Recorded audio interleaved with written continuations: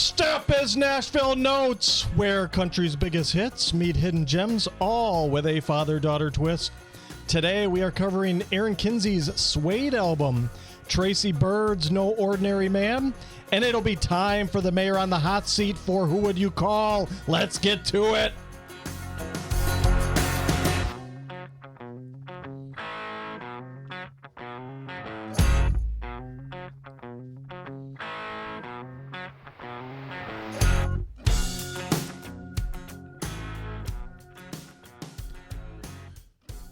Welcome in once again to Nashville Notes, your home for music discovery.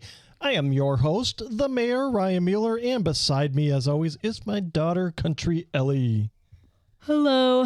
That sounded like you were tired. A little. Do you want to try that again? Yes. All right, give him a good hello this time. Call me mid-yawn. It's not my fault. Hello. All right, there we go. What's going on? Besides, you seem to have been mid-yawn as we're doing the intro to this show. This I can't even talk to this show, and I'm leaving all this in because it's hilarious. It really.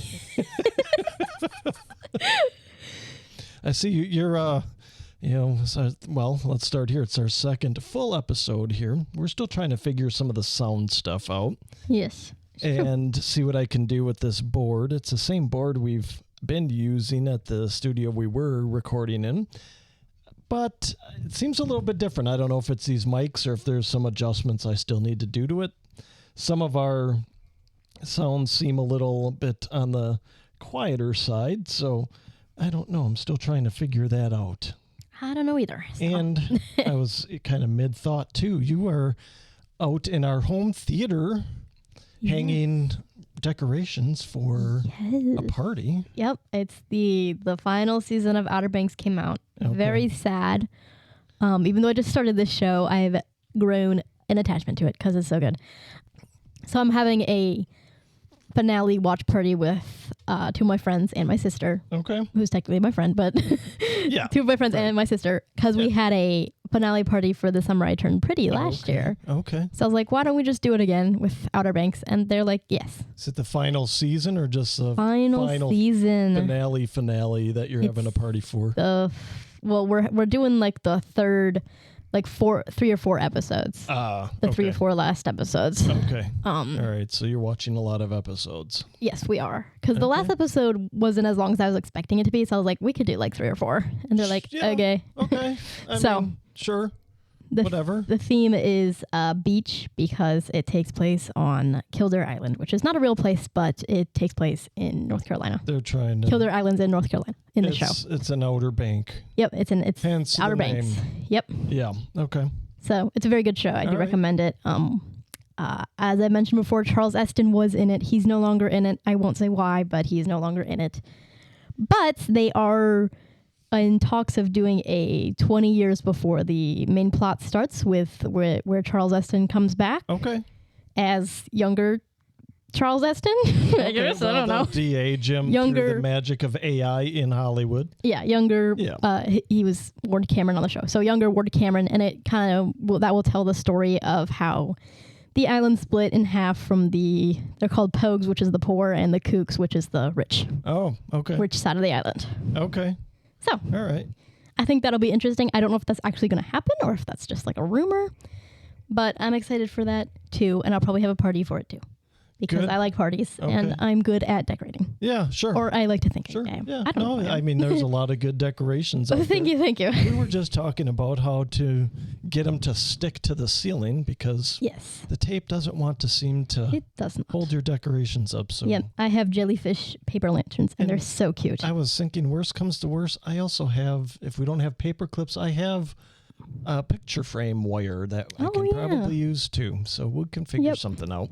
We will do it, and the jellyfish will hang happily. Yes. Yeah. I don't Took me know. Are there jellyfish on the Outer Banks? I don't even know. There is. It's an ocean, so I'm assuming there are, but... There is. There was one episode. I mean, jellyfish has showed up many times, but there was one episode where Sarah Cameron got stung by a jellyfish. Okay. And Sarah Cameron is Ward Cameron's daughter. That's not really a spoiler, because they have the same last name. Yeah. I mean, you would assume. You would assume they're related somehow. So... Yeah. So yes, and I think jellyfish have showed up a couple other times as well. So I was like, jellyfish, these are super cute. They're a lot cooler than regular paper lanterns. So why not? We'll do them. Sure, why not? And you can use them again if there's another ocean themed party. Right, that's what I'm thinking, because they're quite durable. So yeah. Usually, whenever I do paper lanterns, I break them, and I haven't broken these ones yet. So okay, all right. That's good. I mean, they're holding up, so that's these might be more higher quality paper lantern. Yeah, I'm just not as clumsy anymore. I don't know. You're just getting better at hanging them. I don't know. Yeah, I might be getting better at paper lantern construction. Yeah. I don't know. Yeah, so I ripped one at Mia's graduation party, and I still hung it up anyways, and I just hoped nobody noticed. Yeah. I don't think anybody did. I don't think anyone noticed. Yeah. You know what? And I left one out there. I forgot it was hanging in the tree after your sister's party for... It was probably out there for at least a month. Yeah. Your mom was like, hey, did you ever get that paper lantern out of that tree? No, it's still there. Did you know there was one there? She asked me the first time. No, I didn't miss that one. It was kind of greenish, so it kind of blended in with the leaves. Yeah, I mean, I kept seeing it. I'm like, we must just be leaving that there just for fun or something. I don't know. And then I'd go out and do some yard work and... walk by there the next day. I'm like, oh yeah, I was supposed to take that down. Forgot. Oh well. Yep. And then I was like on my way to work or something, or on my way somewhere. I was like, I'll get it later. Never did. It took like a month, at least a month, maybe longer. I don't know. It was there a long time. Yeah. Procrastination. It's just either that or I forgot. I think it's just bad memory. Yeah. For me, it would be procrastination. Yeah, very probably good at, very good at doing that. If you had it on a list and you're like, I just don't feel like getting it today. Mm-hmm. Exactly. Yeah. That's what I do. Yeah, that's exactly it.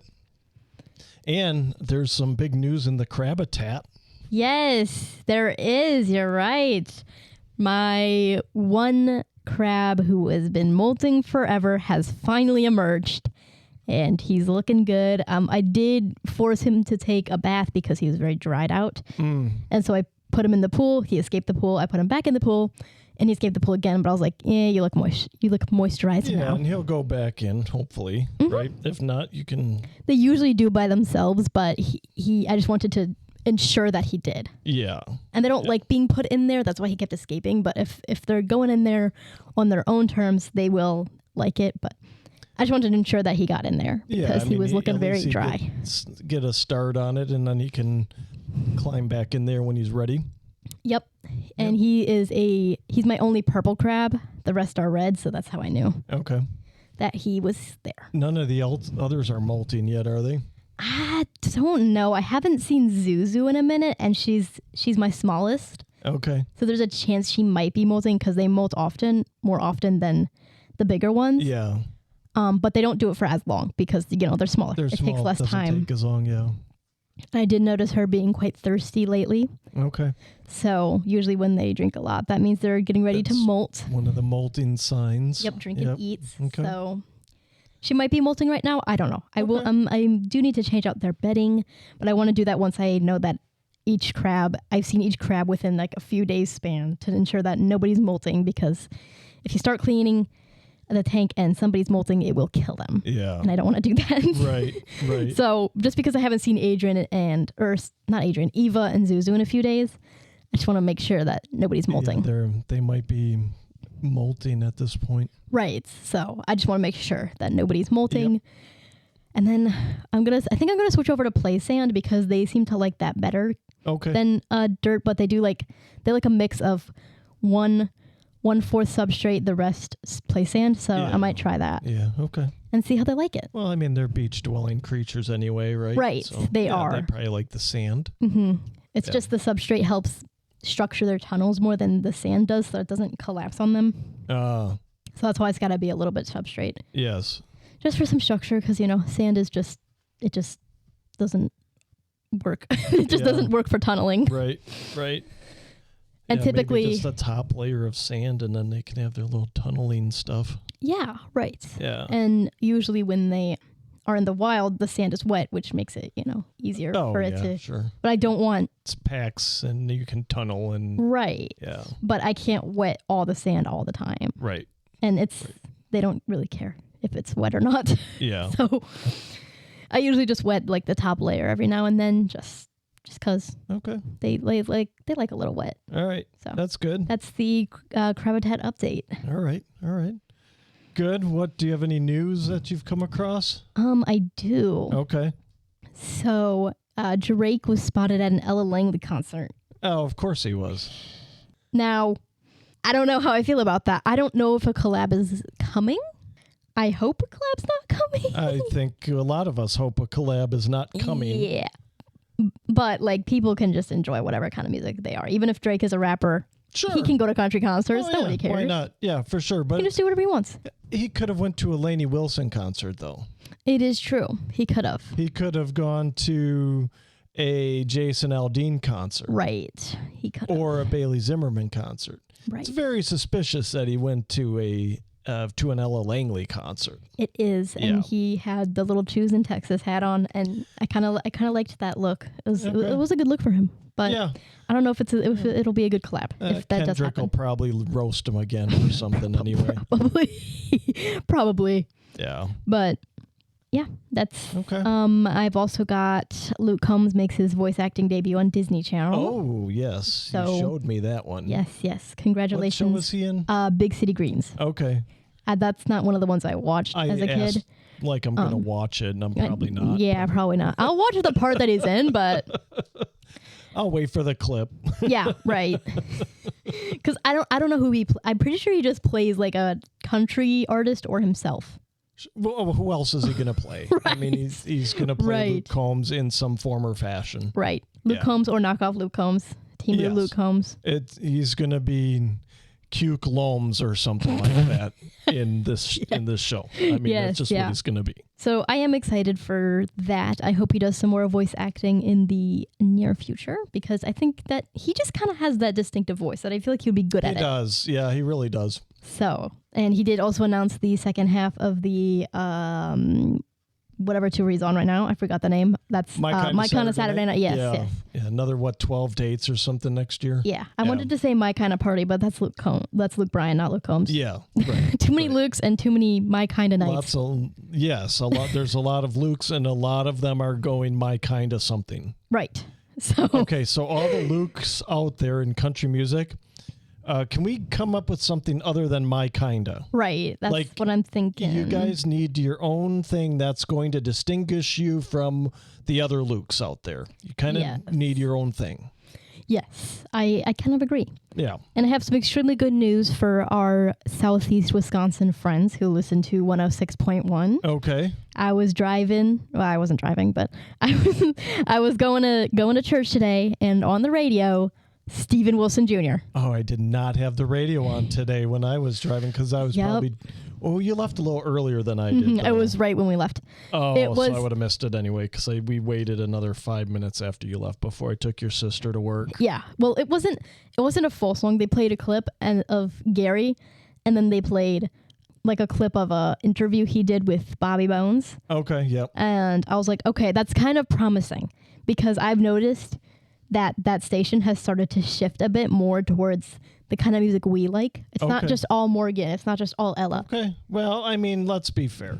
Morgan, I'm the Problem is coming up on 2 years old. It's been closer to 2 years than... It's true. Because when did it come out? 2025? May 2025. Okay, so... Well, I guess it's not that, but it's past a year. Mm-hmm. Those 8 singles have been out forever, and so, a couple of them are still getting the top 10. It's true. Ella's blowing up still, so she's all good. But I didn't feel like they played Ella a ton on that station, though. Choose in Texas gets a lot of play. Yeah. It seems like Be Her is getting a lot more play now. Yeah, I feel like it was always Be Her, Choose in Texas, and the one she did with Morg. Yeah, maybe they are. I could be wrong. But that's part of the reason why I don't listen to radio. I love radio, but I do too, to a certain degree. But then if I'm driving, and this happened not long ago, we were driving somewhere. Maybe it was to one of your appointments or something. And we were driving and we heard whatever songs they were. It was like an Ella song, a Morgan song, whatever. Mm-hmm.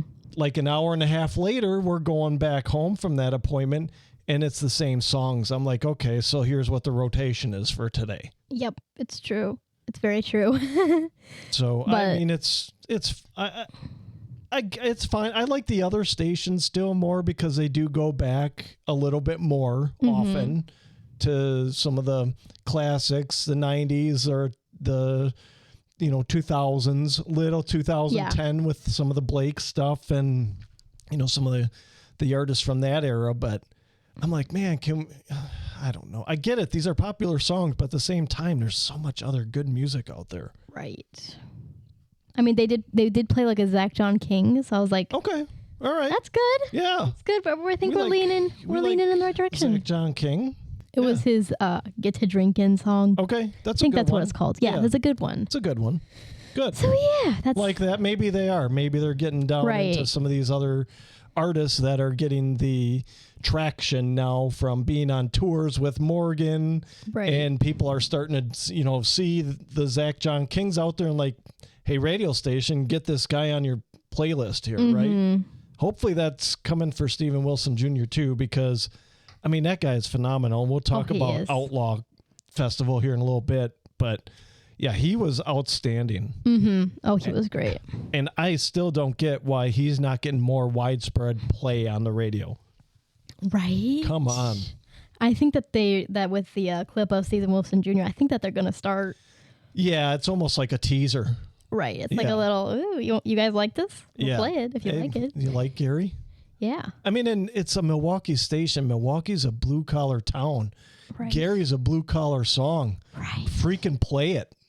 Maybe I'll clip this for our clips and tag 1061 in the comments or in the caption. Yeah, do that. And say, guys, play this. Steven Wilson Jr. is a Milwaukee artist. He's not from Milwaukee, but he's built for Milwaukee. He's built for Milwaukee. It's true. Exactly. Very true. So every radio station should play Steven Wilson Jr., but specifically 106.1 because that's the one we listen to. 92.1 too. Yeah, both as of well. you. Yeah. Get him on the radio, guys. Yes. We want to hear him here. Yes, please. I mean, I can put him on whenever I want. It's true. Some of you are probably yelling at your podcast device right now, just trying to get it through my head that I can play him whenever I want on my Spotify. That's true.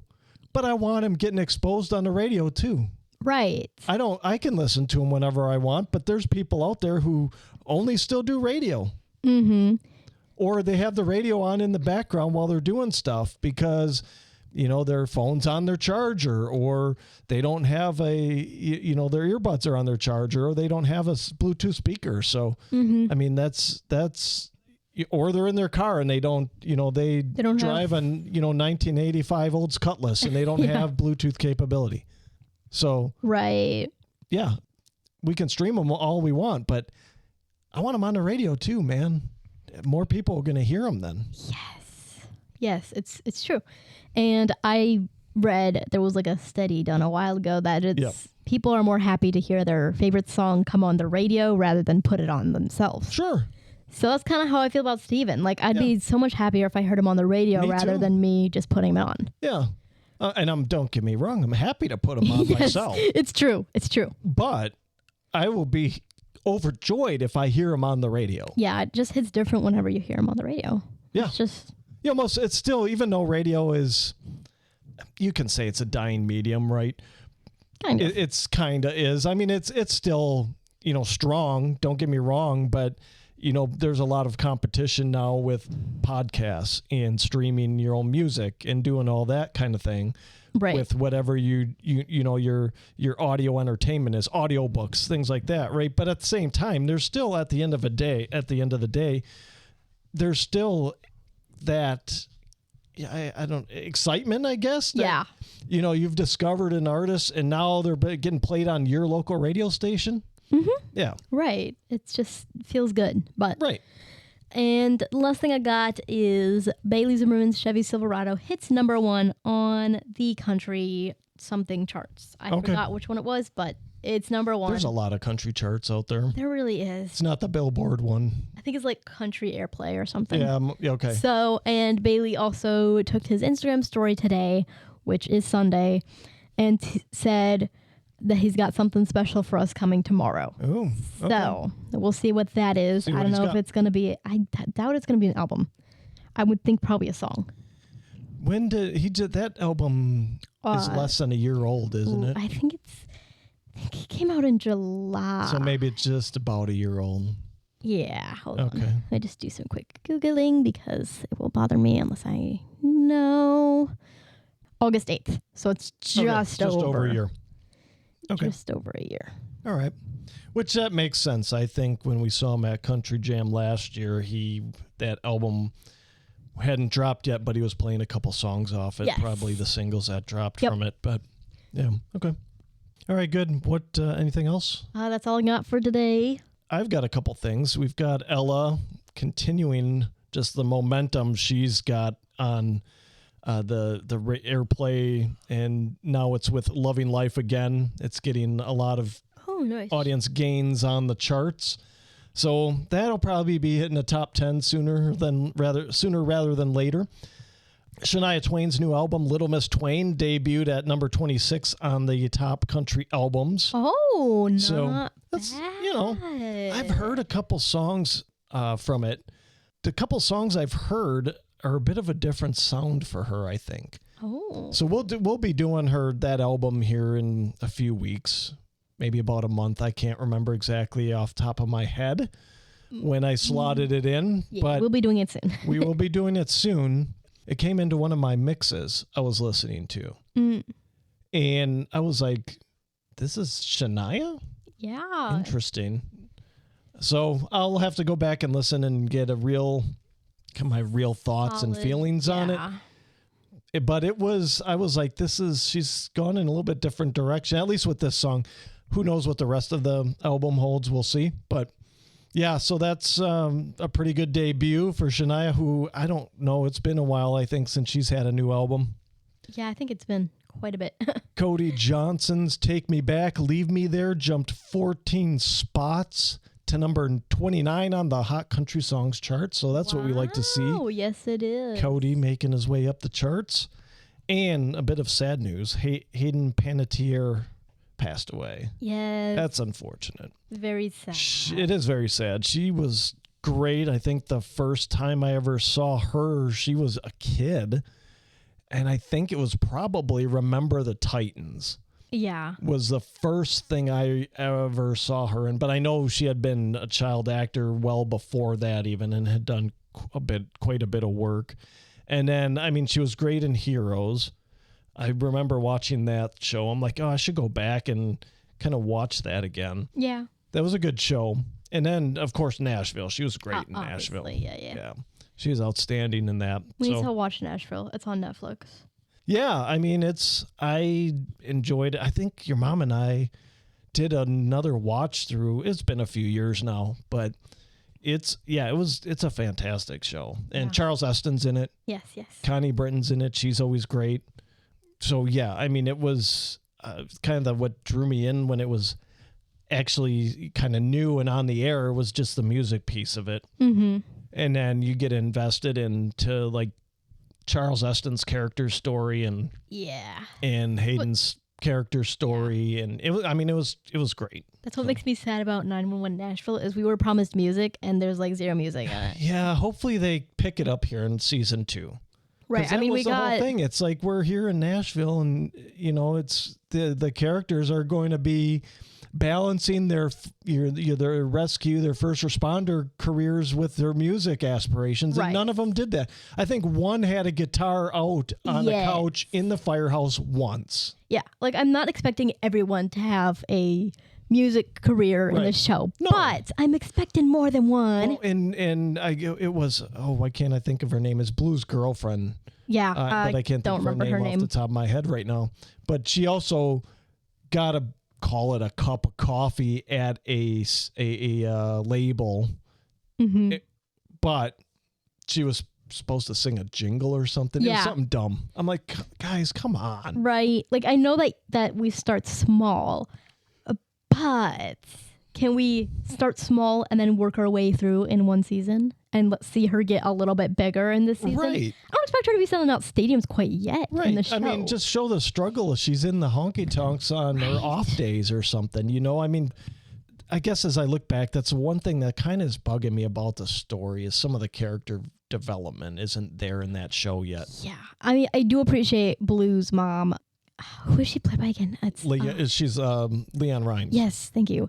I do appreciate her music career, but it's not quite as much as I would have preferred it to be. She's just trying to get it going again. It's more of a side storyline than a main storyline. Yes. And I wish it would be a main storyline. And then I feel like Blue, goodness, Blue. just talking about the show reminds me of Blue. Oh, well, and he got great better. acting. He got better as the season went on. Yeah. I will give him that. He got true. better as the season went on. Yeah, and Brad Paisley's wife is Kimberly good. Williams Paisley. Yeah. Oh, she was in good. Nashville for a little bit too. She's really good. Yeah, she's really good too. Even though she's not doing a music career, I do really like her character as a 911 operator. I think she's always been more of an actor than a musician. Yes, yeah. But here's the other thing. Brad Paisley's wife's on this show. Can we get Brad Paisley on here? Right, instead of Kane Brown. Like, Kane Brown has just happened to be on set one day, just passing through. Like, hey, Kane, you want to do something quick? Sure. Yeah, okay, I'm here. Why not? I mean, Brad Paisley. You got Brad Paisley's wife on the show. Get Brad Paisley. Yeah. Maybe next season. Hopefully, we'll see. They got a second season. That's good. And the season did get better as it went along. Is it good though? Okay. All right. I don't know if you all know this, but I'm a bit of connoisseur of trash cinema. It's true. It is true.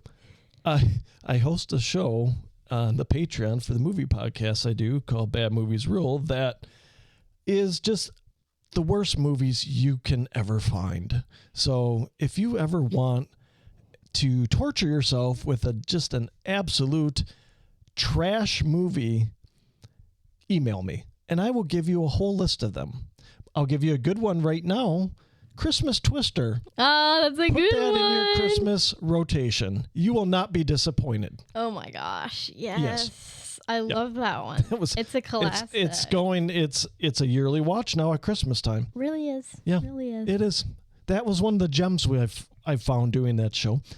The others, actually, I found it. That's true. You did bring it to my attention. Yes, we remember. Actually did the revision. You said, "Here, this looks like something great," and I'm like, "Yeah, I'll put that on my list." Yes, I remember how it came about. We were at the pizza place before the Christmas parade, and we were looking for Twisters. Yes, it was 2024 when Twisters had just come out. We were seeing if it was on streaming yet.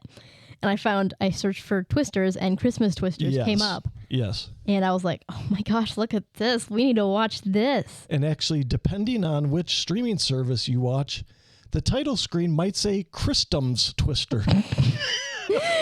Must be German or something. It has to be. Yeah, they somehow managed to misspell Christmas. It's beautiful. Honestly, it's such a good movie. So go ahead and watch that. Fantastic. Put it in your Christmas rotation. But if you want other pieces of garbage to watch, I'm your guy. I will give you some. Mm-hmm. And I will just ask you, how bad do you want? Because I've done some shows in the dregs where that's like a 1.4 on IMDb. Ooh. That was bad.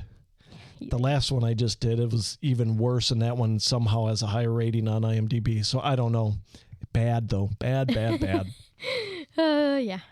Some of them, though, are just hilariously bad, and they're enjoyable, but been on a bit of a bad streak lately.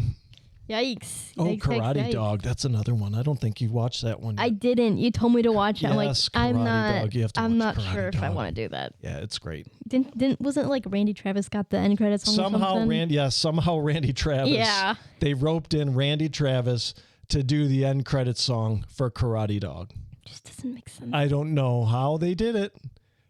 Your mom and I watched it, and I was like, is that Randy Travis? When the song switched in the credits, I'm like, is that Randy Travis? I went looking it up. I'm like, it sure is Randy Travis. How did they rope Randy Travis into this? So weird, dude. I don't know, but the movie itself is hilarious. It's bad. I'm not going to say it's not bad, but it is in the best way. You will have fun watching it. And it's got big name people in it. Jon Voight is in it. He was just off the rails in it. He was hilarious. Chevy Chase voiced the dog. So Jamie Presley was in it. I have no idea who any of these are, but I'm just going to pretend like I do. Well, yeah, they're... I guess you probably have not come across any of their movies. So nope, not yet. Oh, boy. Okay, you have an assignment. Let's see. Did you watch National Treasure with us? Yes. Jon Voight is the dad in that one. He's Nick Cage's dad in that movie. Yeah. Okay. Yes. That's I don't Jon remember. Voight. I don't remember too well. Okay. It's been a minute since I watched National Treasure. So Jon Voight is in that. I don't think you watched Anaconda, but not yet. Jon Voight's he's a great actor. He's been in a bunch of stuff. Those are just the two off the top of my head right now. I'd have to go deeper, but he's usually got a pretty intense character. And in Karate Dog, he was intense, but he was just like in the crazy sense of intense. He's kind of wild and off the chains on that one, and it just you could tell he was having fun with it. So it was great. Yeah, you got to watch it. It's on your list. Yeah, that's your homework assignment. Karate Dog. Watch some other Jon Voight movies. I guess I will make an attempt. Look, if your mom watched it and actually enjoyed it, that is a win. That should say to you that I should actually at least give it a shot and watch it. Fine. One of these days I will, but I'm catching up on shows. Well, yeah, there's that.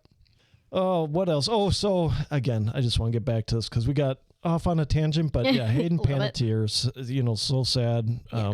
Thoughts and prayers to her family and everybody around her. I saw a lot of touching tributes from her castmates on Nashville on Instagram over the last week or plus. So, and it's from what I'm seeing is just a tragic situation. Sounds like it was an OD situation, which we knew she had. She had been in rehab, and hopefully had kicked it. That's what she, came out saying. She wrote her book and said she's on the mend, and who knows what happens. Stuff happens. It happens. Yeah. Right. It's sad. It's tragic. So. Just all kind of thoughts and prayers out to everybody within her circle and her family at this tough time. So before we get into things today, if you don't have anything else, I do not. Nothing else popped to mind. We'll just tell you a little bit about us. We are a father-daughter duo who love country music. We are not critics. We don't look up the meanings behind lyrics. We just listen to the music and talk about that song and how it speaks to us. Also, we want to find emerging artists and bring them to you in hopes that you enjoy them as much as we do, because to us, part of music is getting off the beaten path to find those gems not getting the mainstream attention, but are every bit as talented as those mainstream artists. So, getting into things for today. Willie Nelson Outlaw Festival. Oh, yeah. Yes, this was well worth it. It was. I'm glad we put it on the schedule. We had a little bit of rain. A little bit. Then that little bit of rain caused a little bit of an issue for you for a little bit, but we got through it, which was good. Dang hills. Yeah, well, we went too fast. That's what happened is we went too fast, and you just couldn't catch your breath. Hopefully, we got that cardiologist coming up. Hopefully, they figure it out and we're good. Yeah, hopefully. But we started off with... I think I said Lucas Nelson, Willie Nelson's. I think it was his youngest son, and I don't remember what his band name was. Particle Kid. It's literally right. Yeah. There. Oh yes, I just put the sign up. So I got a poster, and I put it up just before we started recording this, and the name of that said band is on that poster, and I didn't bother looking up. I just tried to remember, and of course another podcast fail on my part. which I'm sure makes for great radio for you all. It does. Yeah. But they were pretty good. They were like a little quartet. Yeah. I thought they did a fine job. I'd never heard of them, and then I didn't know who they were, and there was a lady in front of us said, "Who is this?" I'm like, "I don't know. Is it Don Was?" She's like, "No." I'm like, "Then I don't know." Because I thought Don Was starting off, but guess not. Guess it was not. Particle Kid, which she was Particle Kid. interesting. Yeah. Yeah, they were fun. I mean, for a quartet, they did a nice job on a big stage in a big amphitheater. So, I mean, I don't know. I might go check them out a little bit more and see how I feel about them. Overall, if they're going to be rotation worthy or not, but I thought they were fine. Yeah. And then it was after that was, I think, when the rain came. Yes. The second time, because we made our way up the hill once to the merch building, and that was fine, and you were fine, and we went back down and sat down, and we're fine, and then some rain came, and we were watching the radar, and it's like, oh, this looks like it's going to stick around for a while, and I was hoping to get through. Was Don? No, Don wasn't after Particle Kid, was he? No, he was. He was. So we were trying to get through Particle Kid before the rain came. Oh. I was like, okay, he's going to finish up, and we should have a few minutes to make it up to the building before this rain comes. Nope, started pouring. Yep. I don't know if pouring's the right word, but it was raining harder than I wanted to be out in with no cover. Yeah, right. So we kind of went too quickly up the hill, and we were up there and got something to eat, and we were like, okay. You were trying to catch your breath from that, and it just wasn't working out. Was not working. No. Yeah. But we could still hear, and Don Was and the Detroit ensemble went on. They were really good, which I listened to them on Spotify kind of leading up to the Outlaw Festival. I really liked them. I liked them even more listening to them live. I thought they were fantastic. Great jazzy, bluesy kind of set and, band. So I thought they were great.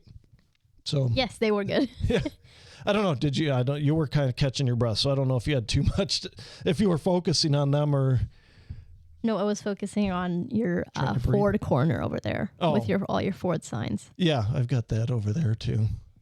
My Bronco. Very interesting. Bronco corner. Lots of new stuff to look at in this new studio. Yeah, well, I moved some stuff around because now behind us is going to be, the plans to try and get some music wall. Yeah, try and get some posters and stuff up there. Yep. We already got and one redecorate. Johnny Cash, one Hank Williams, and one Outlaw Festival poster. And Outlaw Festival, I'm hoping to get a Morgan Wallen. Well, if you want to bring yours down. No. I didn't think so. I'm hoping to get a Brooks and Dunn. Okay, Brooks and Dunn. Okay, that's when fine. we see them. And hopefully a Zach Top. That's acceptable too. And then a Morgan Wallen. Well, if we see Morgan again, sure. Okay. I think we will see Morgan. We probably will, but I don't know if it's probably not going to be next year. Unless he comes out and says he's touring again next year. Yeah. I think he's probably going to come out with a new album next year is what I think. Yeah. I mean, he did do like 2 tours right in a row. I think he's not doing a huge tour next year. No.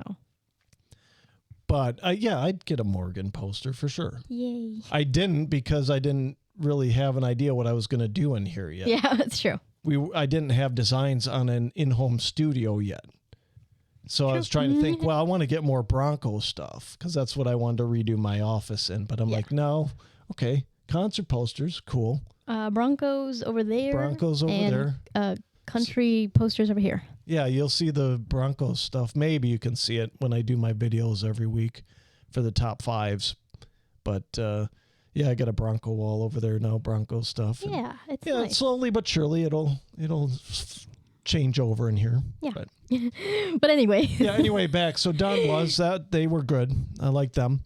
Sierra Hull on a mandolin.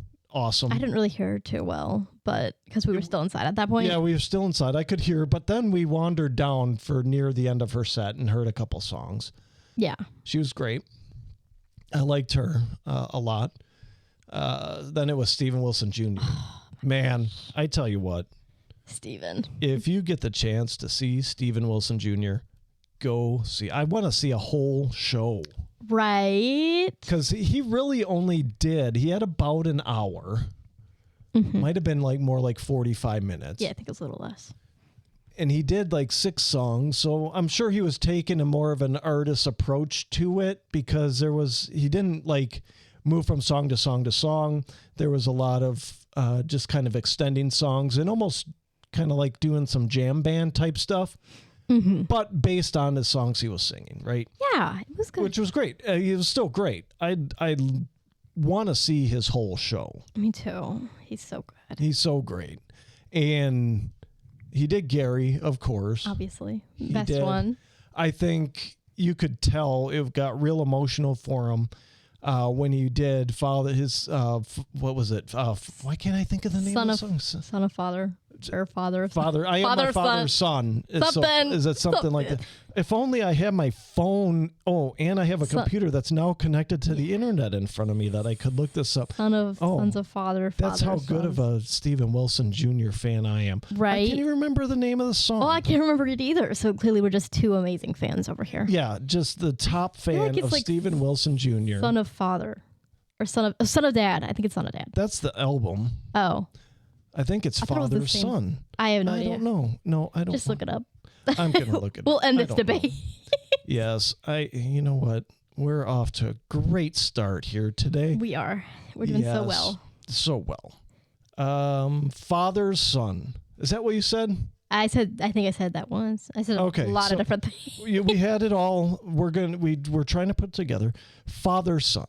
You could tell was so emotional for him, but the crowd got behind him, cheered him on. It was great because his dad was his best friend. Yeah. Right? Because his mom just kind of cut out on him. Oh, not nice. Left him. Yeah. Remember that when we did? His mom left real early. It was just him and his dad, and he kind of was grown up in poverty. But yeah, he was great. Yeah. Yeah. I just come back again, Stephen. Yeah. We want your whole show. It was his only area appearance on Yes. That I saw on Instagram. It was his only area appearance, but I really need him to come back and sing us a whole show. I would listen to him do his whole show of Son of Dad. Yeah. I kind of expected it. I kind of expected him to be the second headliner, honestly.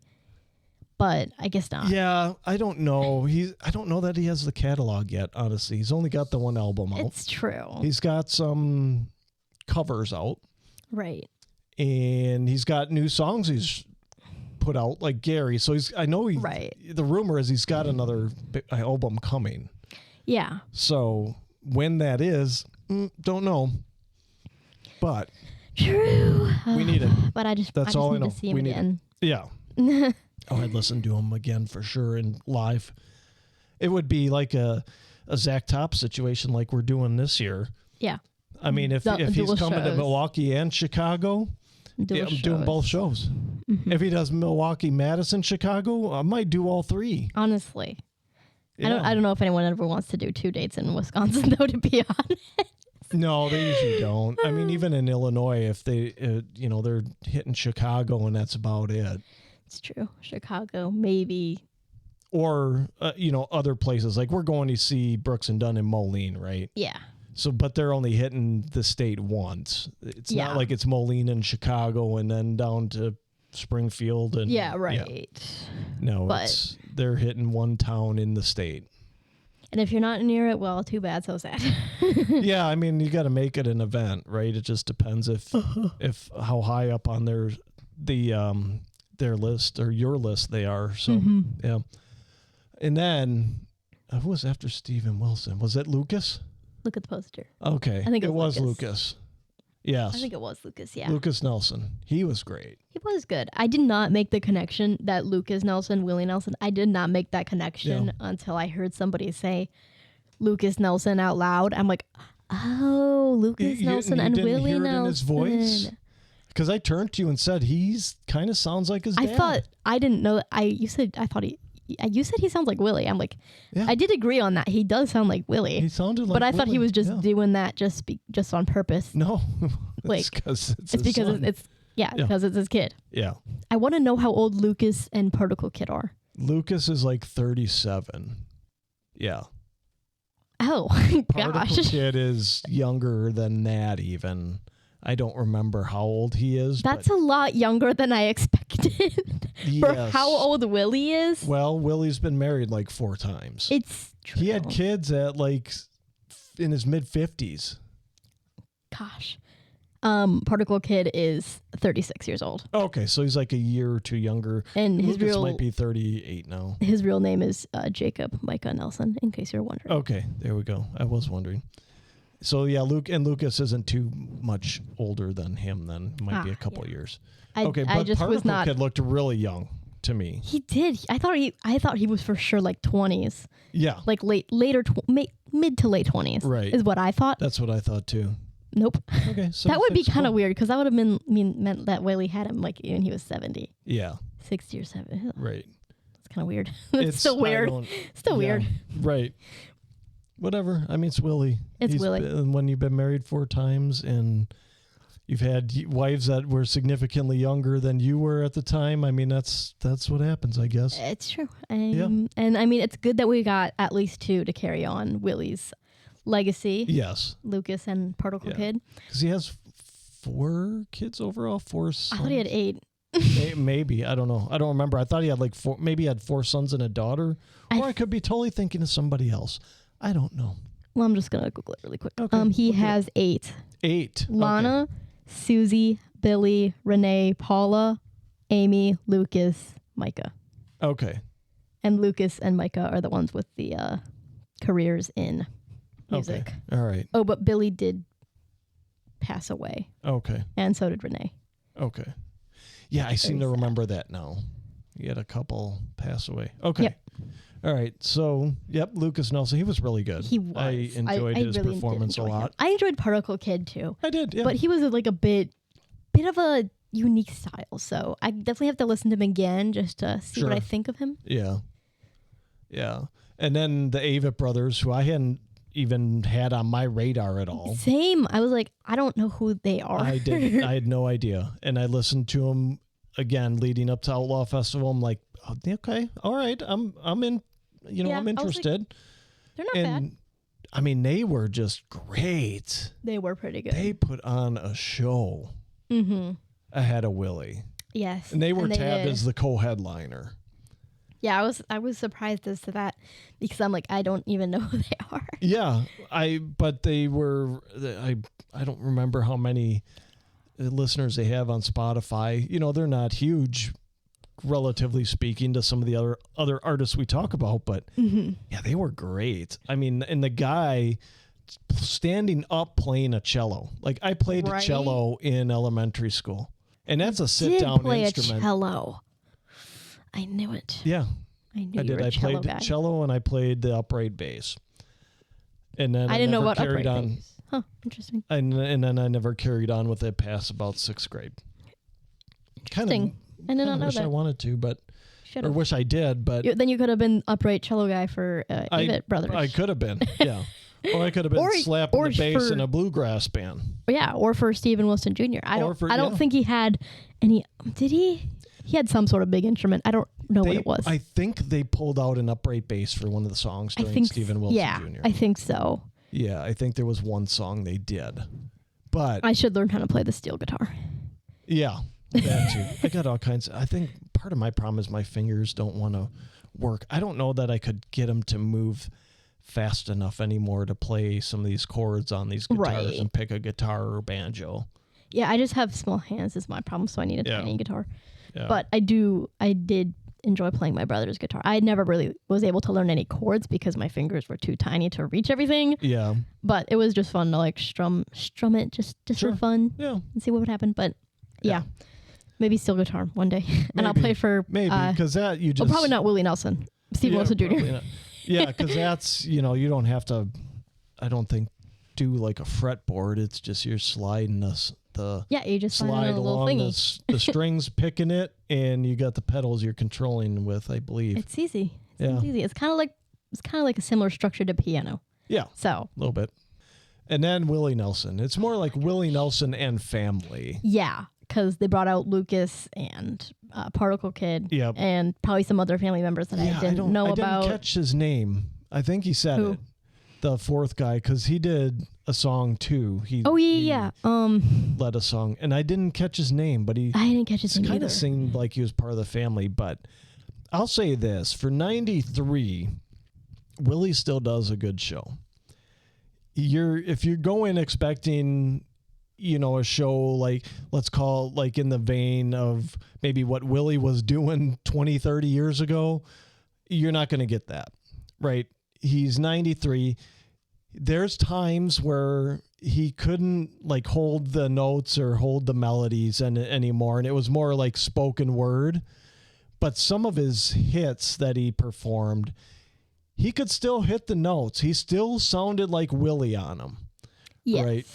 So, I mean, if this is indeed like his last go round, great. I can die a happy man now knowing I got to see Willie Nelson in concert.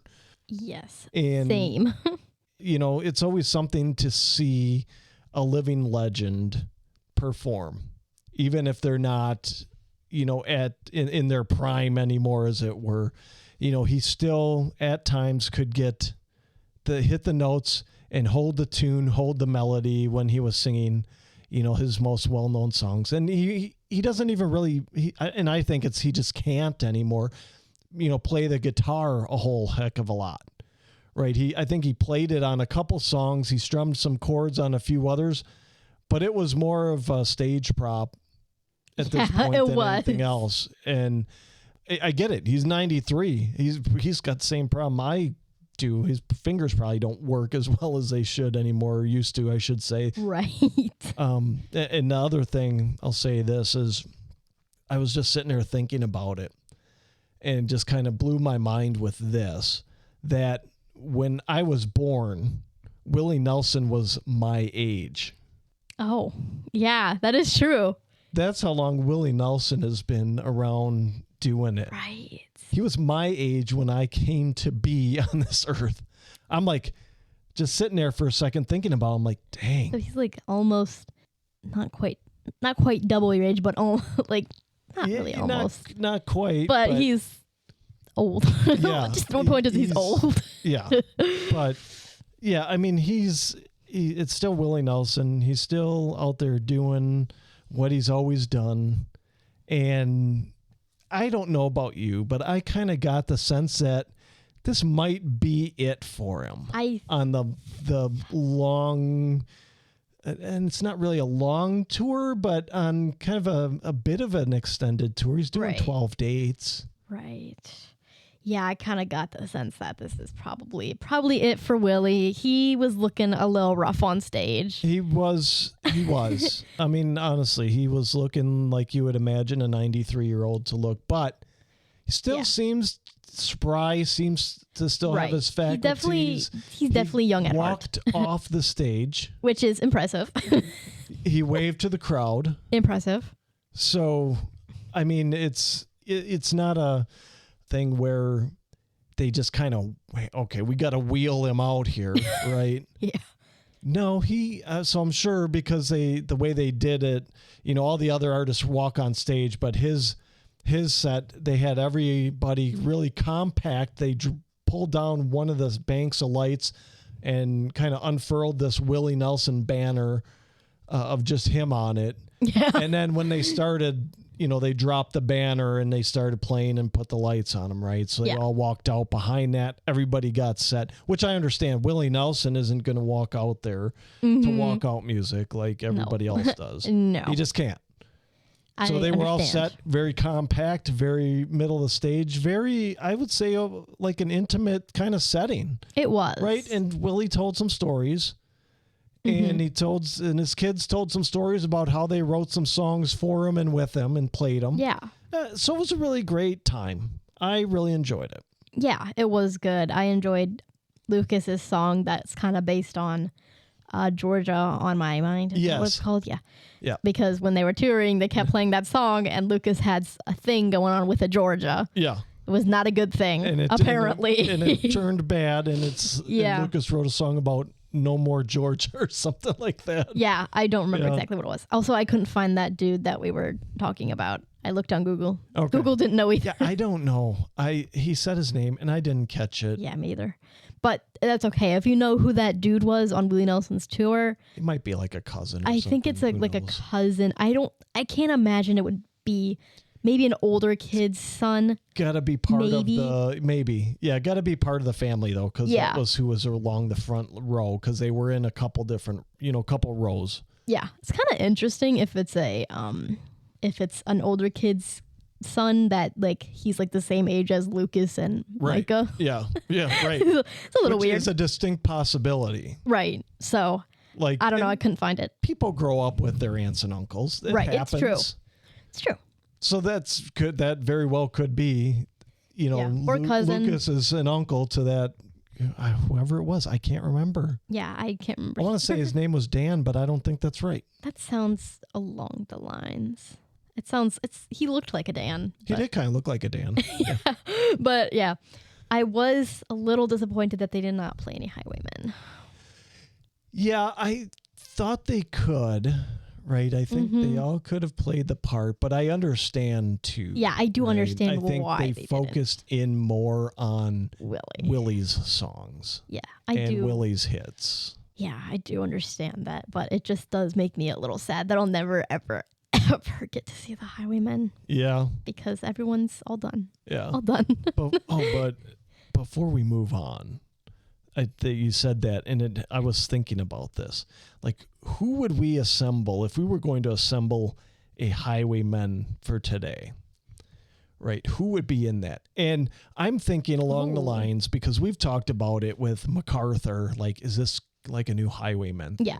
I think it's a Highwaymen style group, but I don't think that it would be quite the people that I would choose to be the new Highwaymen, if that makes sense. Yes. They would have the star power. For sure. Yes. Because if you think about it, the MacArthur group, let's call it, with Morgan, Eric Church, and Tim McGraw are all huge draws. Right. Huge stars. Hardy is probably that Chris Christopherson. Like, a lot of people know about Hardy, right? But he doesn't have the star power of the other three. Just like Chris Christopherson. People knew about Chris Christopherson. Right. But he didn't have the star power of Willie, Waylon, and Johnny. Wasn't Chris more of a writer than kind of how Hardy is? Or is that somebody else I'm thinking of? He was more of an actor. Oh, Oh, okay. Chris Christopherson was an actor. Yeah. I thought he did some writing, but maybe that's he might. I'm sure he wrote some of his songs, and I'm sure he wrote songs for people for sure. Mm-hmm. But he made some decent movies as well as an actor. Huh. I'll have to look. I don't think he was ever a leading guy, but he was kind of in prominent roles in movies. Yeah. So. He was more on the acting side as well, and I don't know if he made the jump from music to acting or kind of was a dual thing, but like how George Strait was a little bit. Yeah, George Strait only really did the one movie, but I'm thinking Trace Atkins has done a lot of movies. Reba's done a lot of TV. I was trying to think of somebody, but all I could come up with was George Strait. Tim McGraw. Tim McGraw's done a bunch of movies. Dwight Yoakam's done a bunch of movies. Yep. So yeah, kind of in that same realm. It's Dolly. That's who I was thinking of. Yeah, Dolly for sure. Why did that not come? Why did Dolly not? But Dolly didn't do a lot of movies though. It's true. That's the whole thing. You have these fond memories of Dolly, but she only did 13 movies or something like that. That's wasn't kind of a lot. Like, that's probably more than Tom Holland has right now. I don't think so. I don't think so. I think Dolly always stuck to music. She dabbled in acting. She was really good at it. She is really good. But it was only like a little... Oh, Rhinestone. That was great. No, it wasn't. Do not lie to yourself. No, it was. And you know what? If Dolly Parton was not in that movie... It's an awful movie. Yes, Dolly makes it better. Dolly Parton put that movie on her back and brought the charm and just the kind of the overall fun to that movie. I guess so. I guess I'll allow that. I'll accept that answer. Okay, because if Dolly made that movie. She really did. I think Dolly makes every movie she's in, let's be honest. She does, yeah. I mean, which is surprising, that she didn't do more movies. Right. Yeah. But back to our so who would be today's Highwaymen? I would say it has to be. It should have the star power of the Highwaymen, right? And yes. I think we made a case for the MacArthur group. And should we maybe think about this in the vein of who fills in what spot? Yeah. All right. I'm thinking Luke Combs is in there. Yes, I think Luke Combs is kind of given. Maybe Waylon. That's what I was going to say. I think Waylon. I think Luke Combs fills in Waylon. I want to do This is a little difficult. They got to be in the maybe same kind of realm. Yeah, they got to still be active, so we can't just George Strait everything. No, right.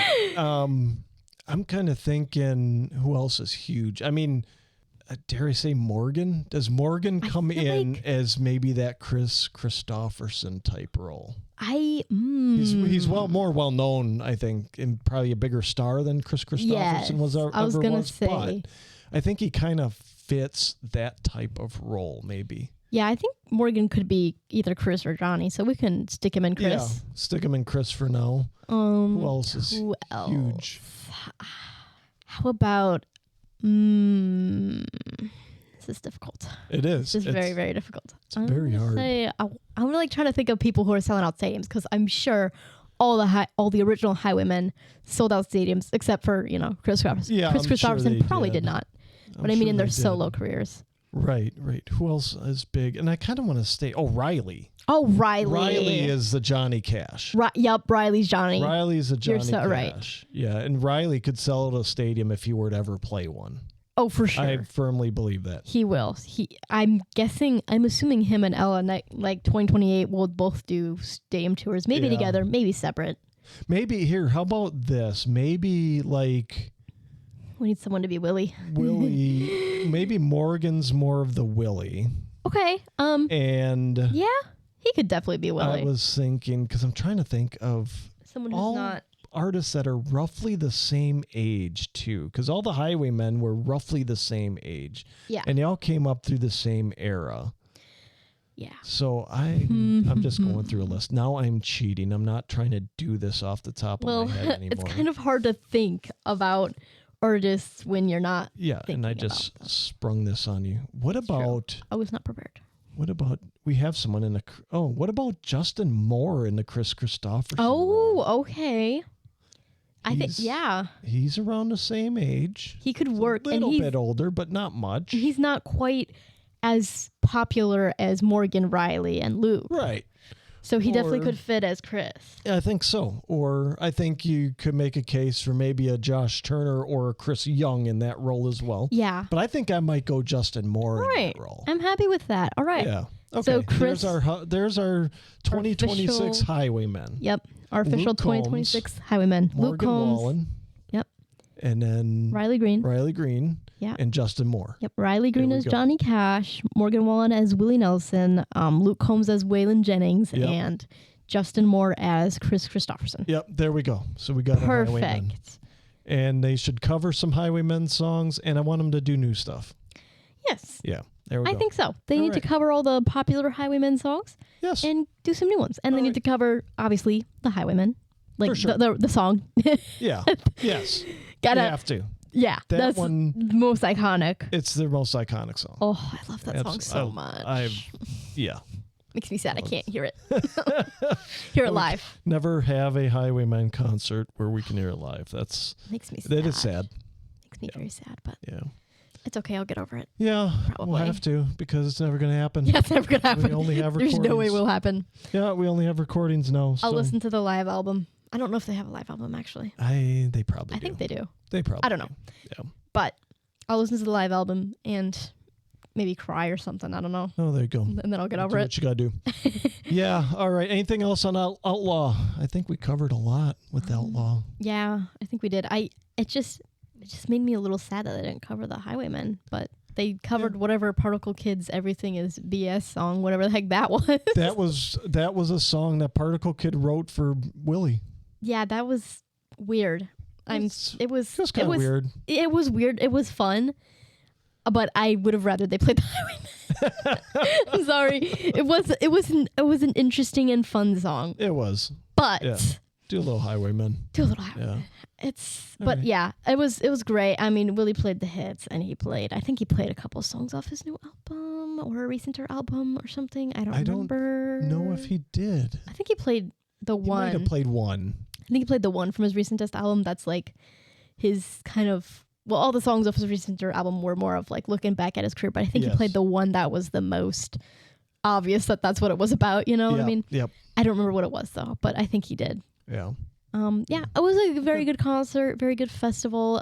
If you're going to see Willie Nelson's Outlaw Festival, do it while you can. Yes. Because I'm guessing this is going to be the last Outlaw Festival with Willie Nelson. Oh, he is actually. I'm looking at the poster again. He's playing in Chicago on Tuesday. He is. And good cardiologist. Yeah. On Tuesday. And you're having your Outer Banks party. I am. Yeah. I would. And I did already see him. And I don't want to go to Chicago on a random Tuesday. Yeah. I got to go to work the next day. My Work. vacation's already booked out for the year, pretty much. I got days saved up so I can make sure I have the week of Thanksgiving off and a full 2 weeks at Christmas at this point. Ooh, a full 2 weeks. Nice. Yes. Yeah. I hope I get a full 2 weeks off.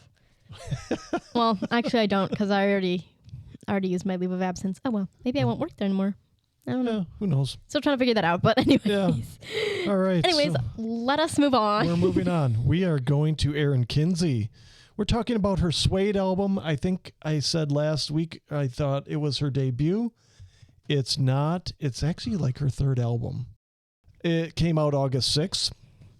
A little bit about Erin. She grew up in Rockwall, Texas, a small town outside of Dallas. Always Texas. Always Texas. She started focusing on music at age 12, started coming up to Nashville when she was about 15, and pretty consistently by her senior year of high school, she was coming up once a month, and she graduated a year early. So by that time, she was fully engulfed in kind of the music world and had that as her path. At 17 years old, with her parents' blessing, she moved to Music City. Oh. She moved to Nashville in 2018, so she's been there 8 years now. Wow. Her influences include country pop music icons like Taylor Swift. Makes sense. Yeah. And Miranda. Oh, you can definitely. see the Miranda. Definitely Miranda. You can see the Miranda influence for sure. I was a little surprised by the Taylor, just in that I don't see that a lot from Erin. She's more on the country to country rock side of things. I think she's kind of giving Taylor Swift's Red album and Fearless album kind of mixed together. Okay. Is what I thought of. Because Red is kind of like a country pop rock and Fearless is just like a country with a sprinkle of pop. Sure. Okay. All right. That makes sense. That's what she made me think of. But definitely more country. Okay. Yeah. More on the countryside of those two albums. She's definitely on the countryside for sure. Yeah, definitely. And she has no radio impressions right now. She's just getting going. She's got 468,000 monthly listeners on Spotify. And we saw her at Country Jam. She was great. She's not going to be at those numbers for long, I don't think. Yeah, I just looked at her Spotify today. She's actually at 516,000. She's up to 516 now. That's great. Yeah. Did we see her at? Yeah, we did see her at Country Jam. She was on the Twisted Tea stage. Yes, she was on the indoor stage. Yes, we didn't. You didn't see her full performance, but I saw a bit more. Yes. Yeah, I saw a little bit more. You were getting curd tacos or something. Might have been, yeah. It probably was. I was getting something. Curd tacos or a beer. I was probably on my way up from the pit. Yes, you were. And from whoever was playing before she took the Twisted Tea stage. Yes, it was packed. It was a little bit of a walk from the pit up to the building. Yeah, it was really packed for her, which is, we love to see that. And I saw some people repping some Erin Kinsey merch. Good. I'm like, let's do that. We like that. It's good. Yeah, so we'll get into our music. The first song we're going to talk about is High Water. And I'm gonna be all right.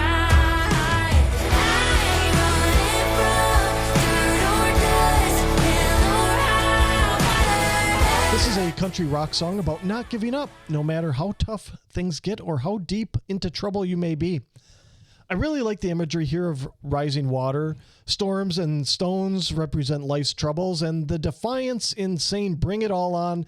It doesn't matter. I'll still be here moving forward and nothing will stop me. I feel like this is a bit of a anthem for her career, right? Because I think anybody in their career, particularly artists, I think maybe more so than a lot of other careers, face all kinds of headwinds and floodwaters and everything else, because it's a tough business to get into. It's a tough business to actually make money to sustain your life in with, and not have to have 8 side jobs like a lot of these artists. You hear them moving to Nashville and they're waiting tables and sweeping floors and then playing honky tonks at night and doing it all again the next day, right? I think this song just gives me that vibe of Erin's going through these struggles and at the end of the day says, it doesn't matter. I'm going to keep moving forward through the high water. Yes. And I also like how melodic Erin's voice is on this one.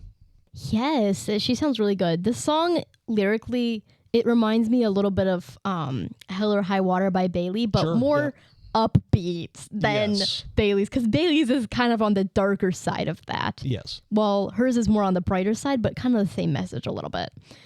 It's a banger, absolute banger. A great song. Yeah, for sure. I don't remember if this is one that I heard her perform. I think it was. Okay. Like she was like, this is a song from my new album coming out August 6th, blah, blah, blah, or something. Yep. I think this is the one she played. Okay. You weren't there yet, but I think this is the one she played. And I just remember thinking, ooh, I like this song. Yeah, nice. All right. The next one, Suede. I had a dream that I was somewhere in Montana. Said the thing. She said the thing. Let's lead off with that. Yep. She said the thing. Very smooth heartbreak song. Melody is a soft country rock. And Erin's vocals are very smooth on this one. She really shows range in being able to take it down for a more heartfelt song that helps you feel the emotion of the song.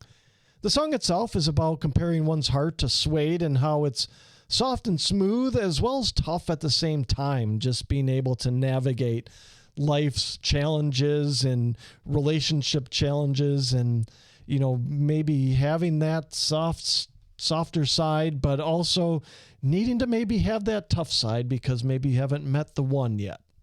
Yes, it's got a good message, as I think most of the songs on this album do. And I do, her vocals on this one, I agree. Very smooth, and it just sounds really, really good. And I was like, whoa, she sounds really, really good on this song. That's what I just immediately thought. She sounds great on the song.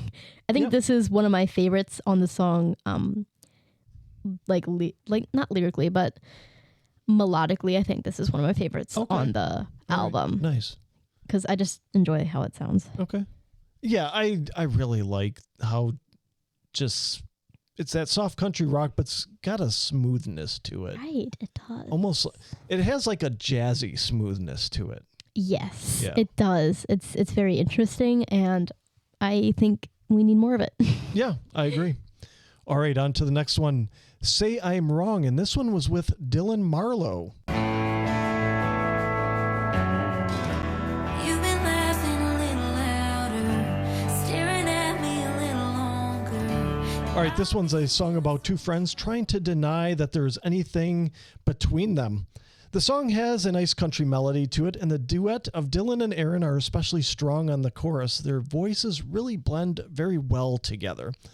The song itself is actually kind of sweet. You feel the awkwardness between the two in the story, and you feel how they aren't wanting to risk the friendship and are daring each other to admit that there's nothing there. It brings a little nostalgia of those times when maybe a friendship became more. Mm-hmm. Right. It definitely, first of all, their voices complement each other perfectly. They really do. Honestly, great. And I do enjoy this story because I feel like it's a relatable story, because I feel like everybody has probably been there where they're like, oh, haha, we're just friends, but they're feeling something a little more than that. Right. So I think that's definitely, they nailed it on the relatability on this one. Yes. So it's another banger. I think this is probably my favorite off the album. Oh, okay. Overall. All right. Just give it away. We'll see Very how that gets true. rated later. Yeah. All right. I bet you can't guess. All right. The next song we're going to talk about is Texas Tonight.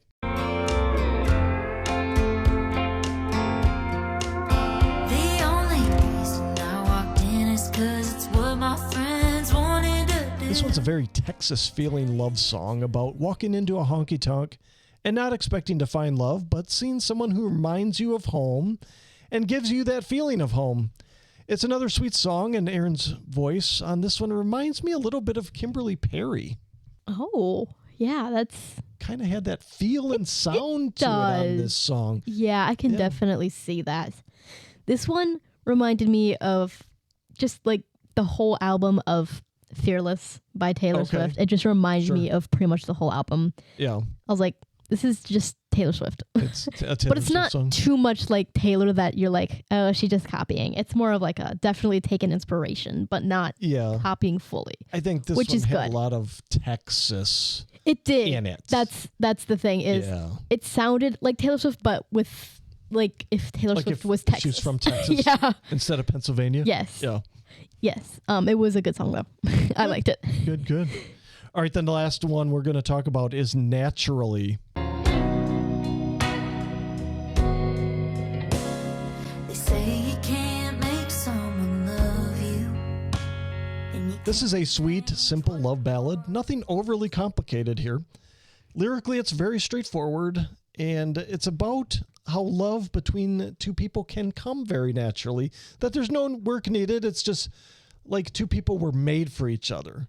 Mm-hmm. I like the sweet message here, and Erin's vocals really bring this to life and make it a song you feel more than you listen to. You kind of become immersed in the story, and you become immersed in Erin's vocals, and you really just kind of feel that, and maybe it does bring a little bit of nostalgia to you as well. Yeah, definitely a bit nostalgic. I agree with you on that. And it's simple. And Yeah, it's a sweet, simple song. yeah, it's just a nice, sweet, little simple song. And there's nothing really more to it. It's another good one. I think this album's pretty good overall, but not to get into that yet. But just another good one. I liked it. Good. All right, time to rate these songs, and we do that as always on our proprietary Nashville Hot Chicken scale, where 1 is try again and 5 is that is a absolute banger of a song, and you will leave the table full. All right, High Water. I gave this one 4 Nashville chickens. I gave this one 4 Nashville Hot Chickens as well. Suede. I gave this one 4.5 Nashville chickens. I gave this one 4 Nashville Hot Chickens. Say I'm Wrong. I gave this one 5 Nashville chickens. I was expecting that. I gave this one 4 Nashville Hot Chickens. Texas Tonight. I gave this one 4.5 Nashville chickens. I gave this one 4 hot chickens, and Naturally. I gave this one 4 Nashville hot chickens. This one is 4 Nashville hot chickens for me as well. All right, the album. We had the chance to see Erin at Country Jam, and I thought that she rocked then, and this album has done nothing to change that opinion. Mm-hmm. Erin wrote every song on this album. She also produced this album. So you really see her talent in both areas. I think it's a really well-produced album, and the writing is very, very good. It's a great mix of upbeat country rock songs, a few that trend on the traditional side, and then there's a few heartfelt ballads on this record as well that kind of bring the nostalgia and bring the feelings to you.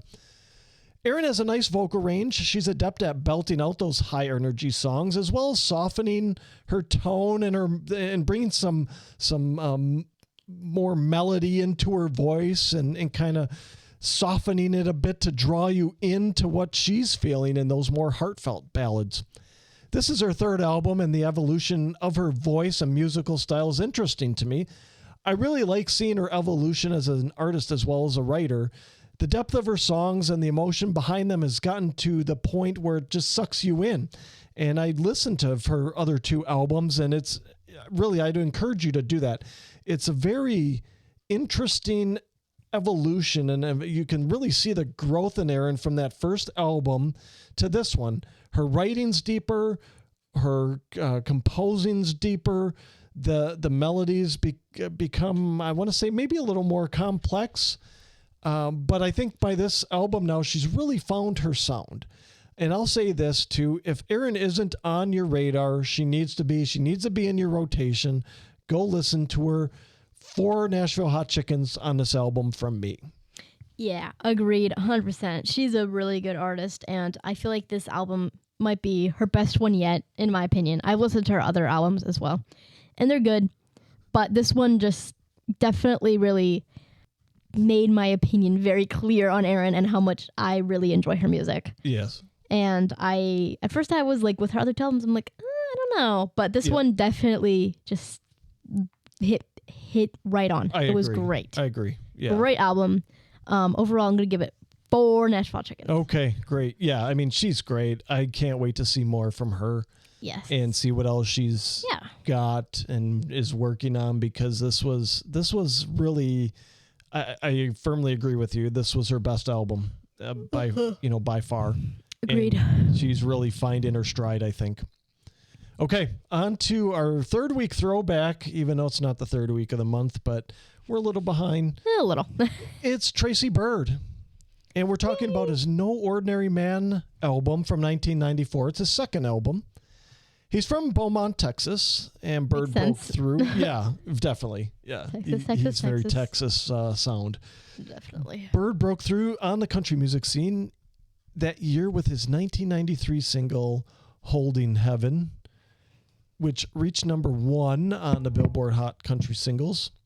Although he did not land a second number 1 until 2002's 10 Rounds with Jose Cuervo, Byrd has charted more than 30 hit singles in his career, including 11 additional top 10 hits. Oh.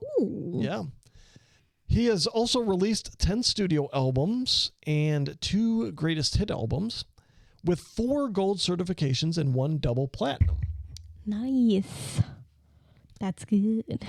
Tracy Byrd's musical influences include George Strait, Alan Jackson, and Brooks and Dunn. Yes. Yeah, you can see that right off the bat. And those are really contemporaries of Tracy Byrd, which I find interesting. Yeah. Very, very true. Yeah. He has no noted radio impressions, but has a strong catalog of spins. He's got 119 tracks going across 712 stations globally. He's not got bad. Yeah, not bad. That's pretty good. Yeah. I mean, I wish it was a little more, but yeah, I mean, he should be getting more radio spins. more radios. Yeah. I mean, I'm good with the number of that's good. songs, Yeah. but it definitely needs more stations. Yeah, sure. Get up to 1,000. Yeah. Why not? Yeah. We could do 1,000. More Tracy Byrd. He's got a heavy U.S. rotation for I'm From the Country. I think Watermelon Crawl gets a decent amount of spins Watermelon too. Crawl does. He's got 2.7 million monthly Spotify listeners, so I think that's a little light from where I'd like to see, but I think it's probably pretty good. I think he should be like 7 million. Yeah. Minimum. I would think. I would agree with that. He's one of the more underrated artists from the 90s, I think. He's underrated. And he still is underrated. I think so, yeah. Even and though we he's saw him got at Country Jam. He was great. Yeah, and even... Or not Country Jam. Crossroads. Even yeah. though he's got so many hits, it's just insane how, like, nobody knows that 10 rounds of 10 Rounds with Jose Cuervo. Thank you. Yes. I can't pronounce that. Is by Tracy Byrd. And nobody knows that Watermelon Crawl is by Tracy Byrd. Right. And that's kind of sad. Yeah, it is. And we didn't even know Tracy Byrd, or was he? Did we confuse Tracy Byrd with Tracy Lawrence? Yes. And call Tracy Lawrence Tracy Byrd? Yep.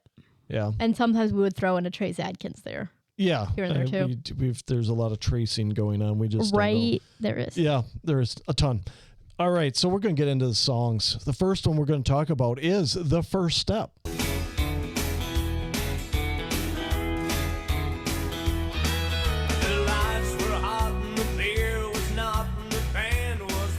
This one's a song about a man meeting a woman at a honky-tonk, and he asks her how he can get to know her. She tells him that she's not here looking for anyone. She's just there to dance, and he needs to two-step with her, and then maybe they can talk. Dance first, and then, we'll see how you dance. Maybe I'll talk to you then. Yeah. The song is, yeah, right. there's the key, everyone. Just, can they dance or not? Yes.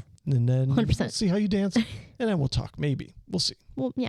Maybe. The song has a classic 90s honky-tonk melody, and it's just an overall fun song. This is just honky-tonk. Just Pure and honky-tonk. simple. Like, this is the most honky-tonk song to, like, ever honky-tonk, honestly. Like, I was like, whoa. Instantly transported to a bar in Nashville, Tennessee. A honky-tonk bar. Probably in the 90s, honestly. Yeah, probably. It's just a 90s honky-tonk song. And there's not much more to it. I do enjoy the little story going on. There's We a love nice that. little story going on. Yes. So, good one. Very good one. All right, the next one, No Ordinary Man.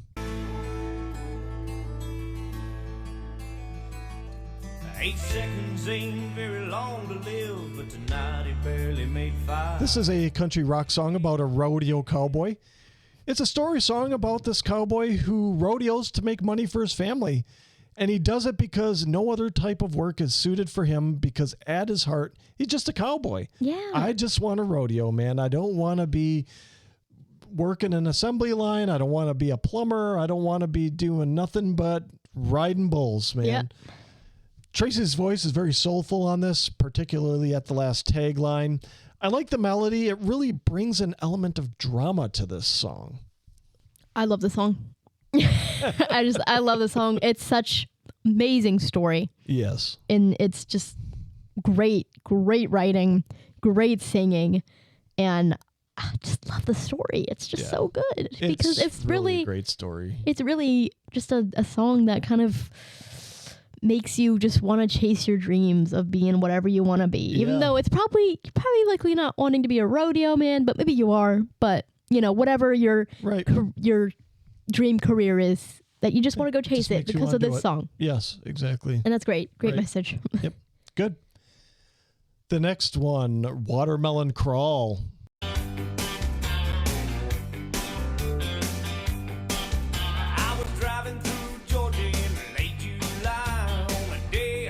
This is just an all-time classic. It is. Country song. Heavy 90s neo-traditional sound, fun dance song. They give you the instructions how to do the dance in the song. It's hard to be in a bad mood after listening to this song. It just makes you want to dance. It just makes you want to have watermelon wine.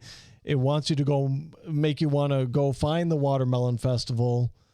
It's just all around one of the best songs from the 90s, period. It 100%. Maybe even the best. I might even say the best. Only if Brooks and Dunn and George Strait weren't around. No offense, Tracy. No offense, Tracy. You might be coming in third place or something. I'm sorry. But maybe second. Maybe second. It depends on the day. Yeah, it depends on what year we're talking, what specific year we're talking. But just all-time classic, amazing. The dance is super fun. Do you know how to do the dance? I can listen to the instructions and figure it out. Exactly. Yes. That's the beauty of it. Is there's Brooks and Dunn songs. That's what I need. There's Brooks and Dunn songs that have a line dance to them and that I cannot learn for the life of me. Right. But Watermelon Crawl, so easy. So easy. So easy. Just it's like the hokey pokey. Mm-hmm. It's the hokey pokey of country songs. It is. It tells you what to do. It really is. Just do it. Yeah. My favorite line dance though is Fishing in the Dark. That's my all-time favorite. I don't even know that. I didn't even know there was a line dance to that one. There is. I'll have to teach you because it's a 2-person line dance. Oh, okay. So I'll have to teach you. All right. If you would like a video of me teaching the Fishing in the Dark line dance, let us know because that is something we will do if you're interested. All right, and I will probably be bad at it. It's honestly, you sit for most of it. Oh well, that I can do. Right? I'm really good at It's more in the arms than the legs. The legs always trip me up, but the arms. I might be able to do that. Right? If it's mostly sitting. It is. I am great. a professional sitter. Same. I can do that. Right, as of right now, same. It's so easy, but yeah. All right, good. Next one, Redneck Roses. Not so long ago, on his way home from work, he'd stop by This is a country love ballad that turns sad.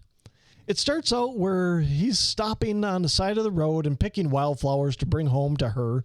And she loved it. She just loved the simplicity of that and just the thought. He didn't, they don't have a lot of money. They're young, I'm assuming young, newlywed-ish, and you don't have a lot of money typically. And he's like, I'm just going to stop alongside the road and pick these wildflowers and bring them home. But as time moves along and he presumably moves up in the world of business or whatever work he's doing, it kind of sounded like it was business to me. The gesture stops and her heart longs for the simpler times and him just bringing those wildflowers home. It's a very emotional song and you feel the wanting to go back to how things were. Mm-hmm. Yeah, it's very emotional and very sad.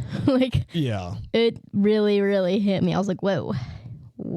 Yes. Goodness, Tracy. You weren't expecting that turn. I wasn't. Yeah. It was a really nice, happy-ish song when it first started, and then bang, just hurt. Yeah. Really hurt. Right. Tracy, what the heck? Right between the eyes.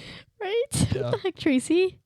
Hurt my I'm feelings. glad he didn't do that one at Crossroads. Oh my goodness. Bring the whole Could you place imagine? down. Yeah. It would just be so sad. I'm doing this right now. Just give it away. I did really like this song. I did too, but it was still sad. It's still sad. It's still sad. No matter if Yes. I like it or not, it Right. will still be sad. Yes, absolutely. All right, the last one, Pink Flamingos.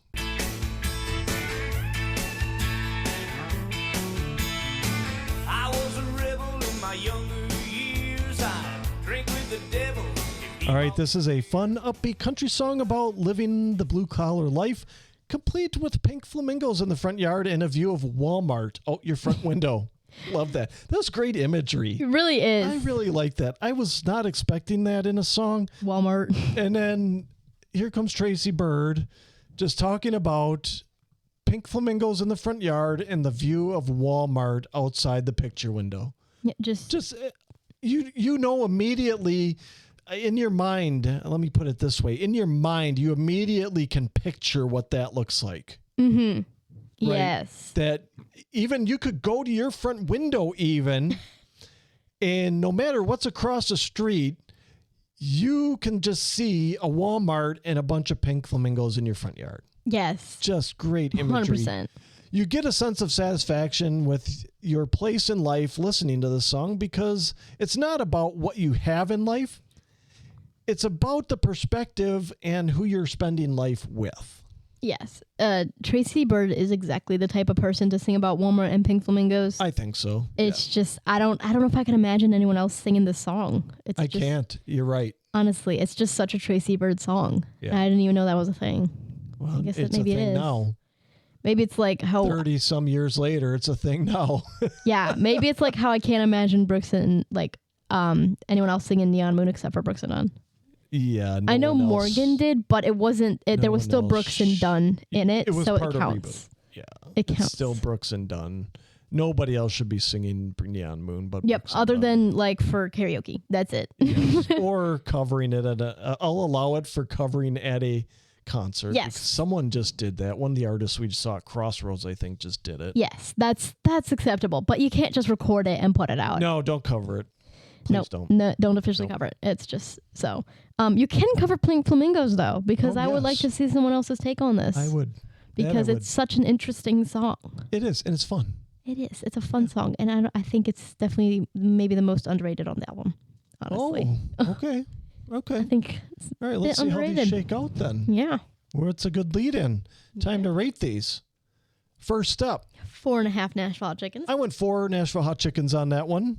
No Ordinary Man. 5 Nashville Hot Chickens. I went 4 Nashville Hot Chickens on that one. I'm feeling like I'm tough for Yeah, a second right. episode Same. in a row. I think you're being a little Maybe. tough I here. don't know. Let's see. Watermelon Crawl. 5 Nashville Yeah, Chickens 5 Nashville Hot Chickens on that one. Yeah, no doubt about that one. for sure. Redneck Roses. 4.5. I went 5 Nashville Hot Chickens on that one. All right. And Pink Flamingos. I went 5 Nashville Hot Chickens on that one. I'm going to, you know what? I'm going to bump that It's up just to too 4 fun. and a half Nashville Hot Chickens. I had 4. I'm going to go 4.5 Nashville Hot Chickens Yeah, on that one. You're it's right. It's just too fun. It's too fun. The imagery is there. You can picture it in your mind. No effort. Yes. Yeah. Agreed. All right, the album, it's a classic 90s country album. You have the neo-traditional songs, the two-step and honky-tonk songs, and the more ballady type songs. It's a great mix of music and makes me think Tracy Byrd may have been one of the more underrated artists of the era. Agreed. I think what Tracy must have had working against him was the shadow of George Strait and Alan Jackson and Brooks and Dunn. Because musically their styles are all very similar, but I think Tracy carved out enough of a space where he had a little bit of a different twist from George and Alan and Brooks and Dunn. And maybe he should have been bigger in the 90s. Honestly. Maybe he should still be bigger today. I don't know. I think so. Yes. He wrote 2 of the songs on the album, and they were very well done. And the ones that he didn't write, you could tell he was into them and had a connection to them. It's a great second album overall. I'm going to give it 4. I'm going to bump it up. I had originally 4. I'm going to give it 4.5 Nashville Hot Chickens. Agreed. It's great. I also gave it a 4.5. It's just such a fun, mostly lighthearted album. I mean, Redneck Roses. Oof. Yes. Yeah. That one hits you. It does. Hard. It does. Hard. Yeah. But yeah, other than that, it's mostly just a very lighthearted, fun album. Even Redneck Roses is a great song. Yes. Even despite it just being so unfortunately sad. Right. But yeah, Tracy Byrd, just so underrated. I really wish he just needs to be bigger, I think. Yeah, I think he's still carved out a nice niche for himself. Yeah. He's great. His songs are fun. This album was mostly fun. Mm-hmm. There was the heartfelt songs on here as well that hit you, though. You know, we've talked about some that don't really hit you. They tried, but they didn't have the connection to it. He had the connection to it, and it made you feel. So, yeah, I think even to this day, if you have a chance to go see Tracy Byrd, go see him. He's great. Mm-hmm. Agreed. All right, so on to our last thing we have to do for the day. And that is have me on the hot seat for Who Would You Call? Who you gonna call? All right, it's promised that these were going to be hard, so... I got some easy ones for you. Let me see if I can break the ceiling of 4. Yeah, okay. I don't think so. Sorry. I don't think so. You're not cutting me any breaks. I'm good at making them hard. Yeah. Sorry. I don't know. That's not very fun for me. It's fun for you. It's extremely fun for me. I think it's fun for the viewers. Let us know if this is fun for you. I'm sure it is. They love to see me struggle. Yeah. Yeah. Right. All right. First up, you find out your significant other has been cheating on you and you want revenge. Who do you call? Oh. Help plan out your revenge. Man, there's a couple that this right. go. I'm going to go with my first instinct, though, and that was Carrie Underwood. All right, I got the first one. Yes, good job. Good job. Yeah. All right. All right, I'm off to a good start. Yes. Not for long. 1 in the bank. Okay, you're stuck in an airport around Christmas time, and you have to explain to your significant other why you won't be home for Christmas. Who do you call? Oh. Help explain. Well, it's not even Christmas time yet. Why are you giving me this question? I'm excited for Christmas. I know you are. It doesn't specifically have to be. I don't like Halloween as much. I think Christmas is better.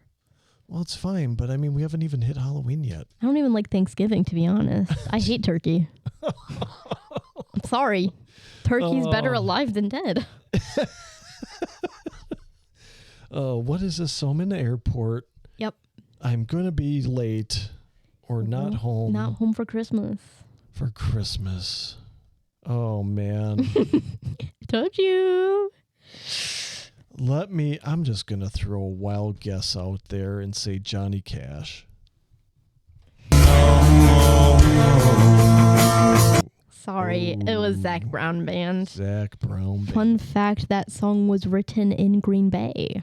Really? It was written in Green Bay, and one of the members of the Zac Brown Band wasn't going to be home in time for, I don't know if it was Christmas or just was stuck because of a snow delay because it's Green Bay. Okay. I said Christmas because I didn't want to give it away too much. Sure.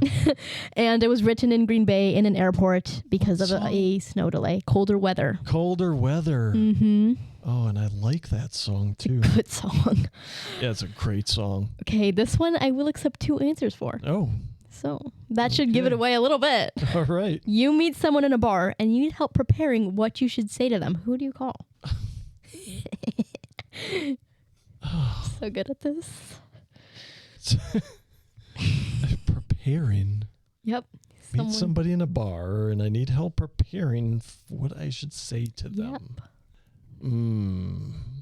A nice speech to get them interested. Speech to get them interested. There's 2 possibilities here. Yeah. I don't know. The only thing that came to mind was Brooks and Dunn. Oh. Ella Langley and Riley Green, you look like you love me. Oh, I'm man. good at these. Okay, these next ones might be a little easier, but probably not. I keep kicking you. I'm sorry. Yeah, that's fine. That's fine. I'm stretching my legs out. Okay. You need to tell your friend that you're with them even if they do something bad. You'll share the blame with them. Who do you call to help write your sort of speech to tell your friend this? That I'll share the blame with them? Yeah, you'll share the blame with them. You're just with them to the end. No matter what happens, you're with them forever. Kind of like They can't get rid of you. I don't know. It's like a ride or die situation. Yeah, pretty much But is. who would have that? I don't know. No idea. I don't. Where you come up with these?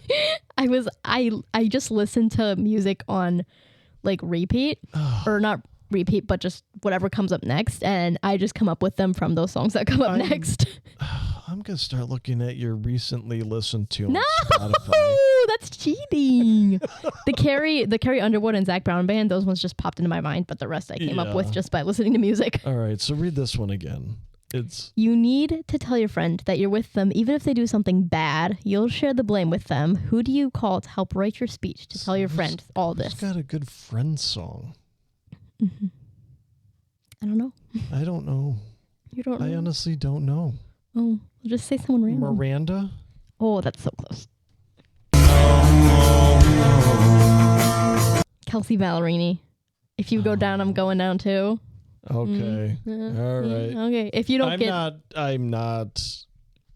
I don't think I would ever had a shot at getting exactly why I did it. I'm sure it is because the only time I listen to any Kelsey Ballerini is if it comes on the radio or if she's part of like a CMA Fest. That's why, because I was thinking of CMA Fest as I did this. I was like, why don't I do Kelsey? Because I loved her performance last year. Yeah, well, I've got 2 more to get to 3. I think you'll get these. If you don't, I'm sorry. You might just need to just get fired. I might have to. Because these are just incredibly easy. Okay. Well, okay, the second one maybe not, but the first one. Okay, are you ready for this one? I'm as ready as I'll ever be. The Gary population. The Gary population is slowly dying out, and you'd help reviving them. Who do you call? All right. I need more like these. I need more just absolutely no doubt about it descriptions of people I actually listen to. I'm calling Steven Wilson Jr.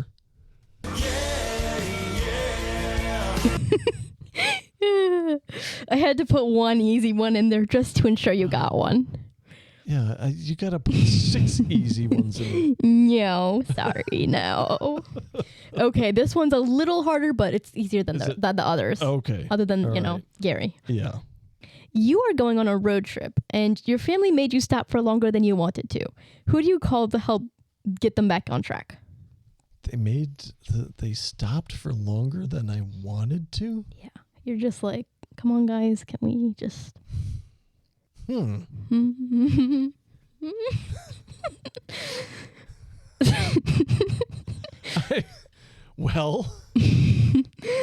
that I think about this, I'm running through the possibilities in my head. Here, let me give you a little inside scoop into my head. I'm thinking about traveling songs. Yeah, right? Traveling songs. So who's traveling? There's a lot of like wandering songs, and we've covered some recently by like a Charlie Crockett. Yeah. I think Cody Johnson probably has a couple. Yeah. So that was running through my head. I even went back to like Johnny Cash and Willie Nelson. I'm going to go Willie Nelson. I'm horrible at poker. A struggle back to I was just 3. giving it away. Yeah. It's a little okay. That was a direct inspo from On the Road Again. I got the second, kind of the second think through that. I'm like, okay, what are you going to say? I'm going to say we need to get on the road again. Yes. Right? So even if you I didn't just can't wait to get on the road have again. a bad poker face, I was already leaning in that direction. And you just kind of confirmed my suspicion at that point. When you said Johnny Cash, I was like, he's going to get there. He's going to get there.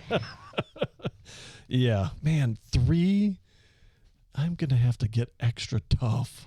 You I are. thought even some of them ones I gave you were pretty nebulous, though. They in the are. last I just couple of listened rounds. to just an insane amount of music, though. I mean, I thought I did too. But I'm not getting deep into like a Kelsey Ballerini. I have no true. shot at that one at all. Why do you think I put it in? Yeah, I know. I might have to go deeper in my catalog. You might. Yeah. I have to go way deep into my catalog. I thought I did the last time we did it. You though. did, Last couple but- times I was going kind of deep into things. You did, but I just know. I guess. Yeah. I just know.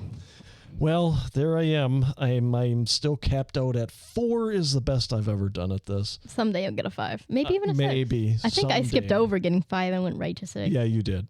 Yeah, I think and I think that was because you had a couple that you just pulled out that you were maybe just taking a guess at. Yes, it's true. I was just like, I don't know. Yep. So, All right.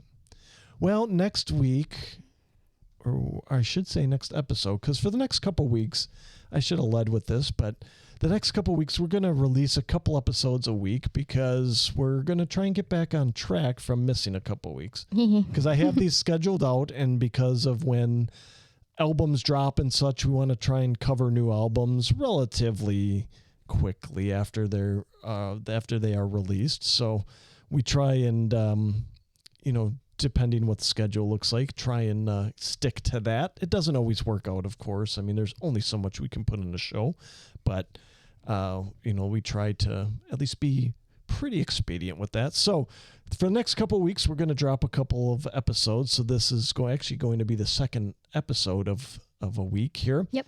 And the next episode, which will be in essence next week, I guess. So I was not totally lying there. We're going to be covering Brad Paisley's new album, Tackle Box Disc 1. ooh. Yeah, there's been some good songs that he dropped as singles off of that. We're going to cover Casey Barnes' new album, Made for This. We'll have a couple more emerging artists to add to your playlist. And it's going to be time for the Cover Corral. Yes. Don't can't miss it. Yeah, the Cover Corral is always a good time. And I think it's getting tougher to enter your corral as well now. So It's getting tight yours in is there. rounding into form. Mine is good luck. Honestly. You've got to bring it to get into my corral at this point. I don't know how anybody's going to get in, but we'll see. See what happens next week. Before we go, we'd appreciate it if you told a friend about us, or the person walking their dog down your street, the person you pass at the supermarket, maybe even the person that cuts you off in traffic. Just speed up to them and tell them about our show before you flip them the bird and move on. Also, please reach out to us. We'd love to hear from you. We're on all the major social medias: Facebook, Instagram, X, TikTok. You can email us at nashvillenotesmusic@gmail.com. We'd love to hear from you. We'd love to hear what experiences you've had at concerts, your favorite artists we should be looking into. So reach out and let us know. Also, please subscribe to us on your favorite podcast platform. That helps us get in the algorithms and helps us get suggested as podcasts people might like. Also, please don't forget to subscribe to our weekly Nashville Notes soundtrack on Spotify. And also, our Summer Vibes playlist is still out there. Subscribe to that too, and you can have summer all year long. The links for everything is in our show notes. As always, we truly appreciate it that you choose to spend a little bit of your day with us. Thank you for tuning in. For my daughter, Country Ellie, I am the Mayor Ryan Mueller, and we'll catch you on the next one.